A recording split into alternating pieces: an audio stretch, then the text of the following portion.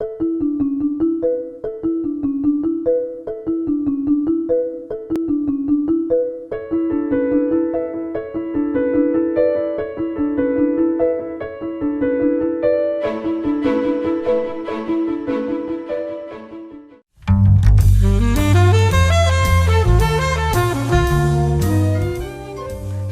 I'm Nyesha McCauley, and you're watching AccessTV.org.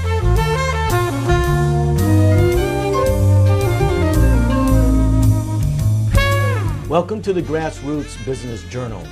I am your host, Paul Wilusz, where we have talking business is linked to social media. Today we have as our guest Michael Vigeant, the president and CEO of Great Blue Research, a business owner. Pleasure to have you on the show. Paul, thank you for having me. I appreciate the time. Excellent. And I think that maybe for our audience over here, I think we need to know a little bit about, I guess as we go through the journey of being an owner, there needs to be, is there a need to reflect and check on the lessons that you've learned? Do you find that as an important aspect of your growth? Absolutely. As a young CEO and former cancer survivor, 28 years cancer-free now, lessons learned has been the most critical part of not only my journey, but my life. Understanding not only who I am as a person, but having the ability to kind of look and self-reflect on how I handle situations, how I train my staff. You know, before I act that they drop the ball, did I teach them how to carry that ball? Now, congratulations, by the way, being cancer-free. Thank you. Is that a problem as a business owner to really take that time to reflect?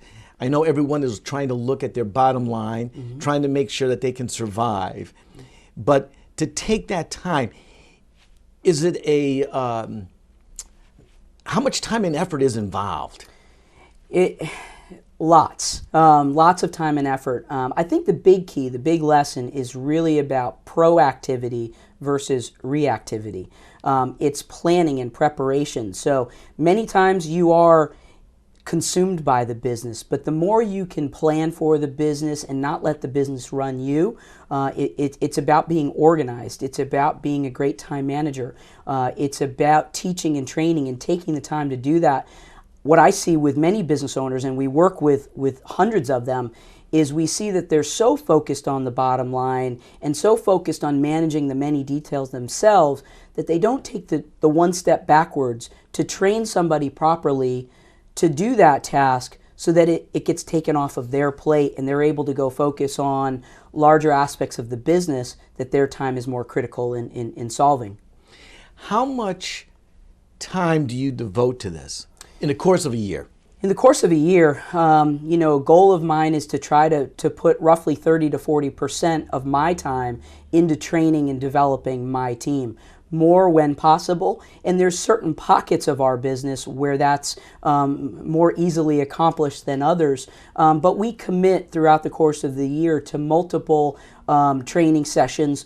I find less formal and more in the moment is important. So every day, my senior leadership team and I try to do a tip of the day or a detail of the day, taking our experience and the details that we manage and that are, up here and getting them down on paper or into our CRM process so that our staff can learn about those details.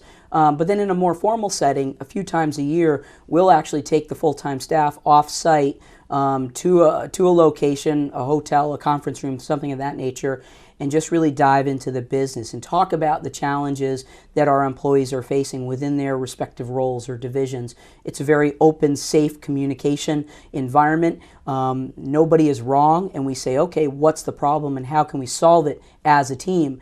And that's an environment where our leadership team does a lot more listening than we do talking. It's an opportunity for our junior staff to really kind of step up and voice their challenges and their issues, but not just talk about the problem, also create some opportunities for solving that problem, which gets them thinking in a critical way. Now, with lessons learned,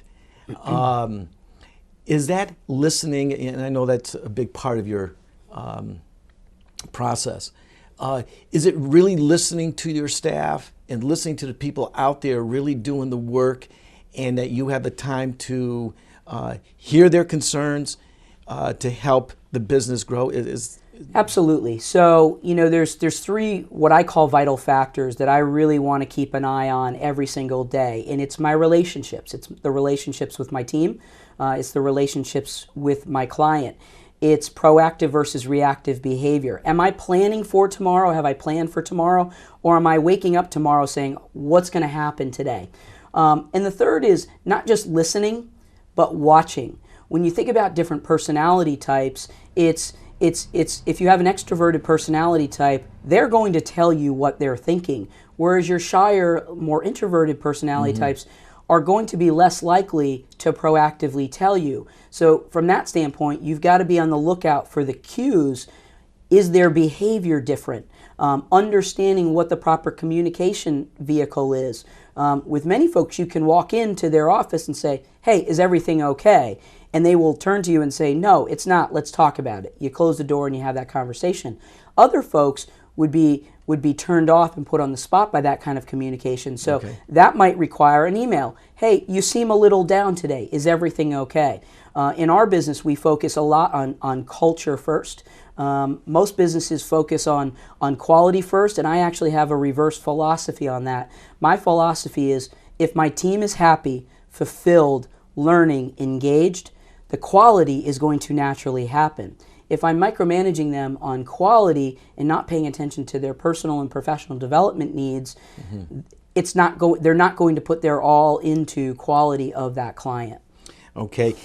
And I know you've also mentioned a little bit in regarding to the desired behavior internally. Can you explain a little bit about that? So for me, desired behavior internally is some of those factors that I've already mentioned. It's about having the right culture. We spend a lot of time with the folks that we work with. In many cases, more time with the folks that we work with than our own families. So proper communication, respectful behavior, respectful communication. But more importantly, the opportunity to constructively disagree with one another. We're in the research business. We're in the business of collecting data and drilling down into potential business problems. So if my team can't communicate and challenge one another in a respectful way, how can we do that with our clients? So that's a desired behavior. When I talk about proactive behavior versus reactive, my mentor would always say to me, if the client has called you with a question, you've not thought about them enough. And that always resonated with me. What may this client be needing? What's going on in their world? So that proactive behavior of reaching out to our clients, our partners, our staff in a proactive fashion of saying, hey, is everything okay? Is there anything we can do to help you? It's good old-fashioned customer service that a lot of businesses have forgotten about. So when we think about our desired behaviors, it's good old-fashioned customer service. It's speaking and listening versus emailing. We want to have more of that communication. And with all the different languages and ways in which people communicate in email, sometimes it can come across as rude, and the perception of that tone can be off. Whereas if you're having that conversation, you can sense if that person is upset or if they're just more of a direct person. Okay. Have you seen, and I know you're talking very passionately about this, has this been because of what you've seen by business owners themselves out there, that they don't have that time to reflect? Yeah, without question. A large part of the work that we do is both customer satisfaction and employee satisfaction work. So I'm hearing from organizations who are doing it right and organizations who are not doing it right. I'm hearing from their employees and their customers all the time. We're that third party collecting the data. So I've applied that data to our own organization, and what I've learned is employees want to know that they're doing a good job. They want to know if you're unhappy with them about something, you need to come in and tell them. They're not mind readers, nor are we as owners. So a lot of that communication and understanding and behaving in a proactive fashion is so very important, and we see that all the time.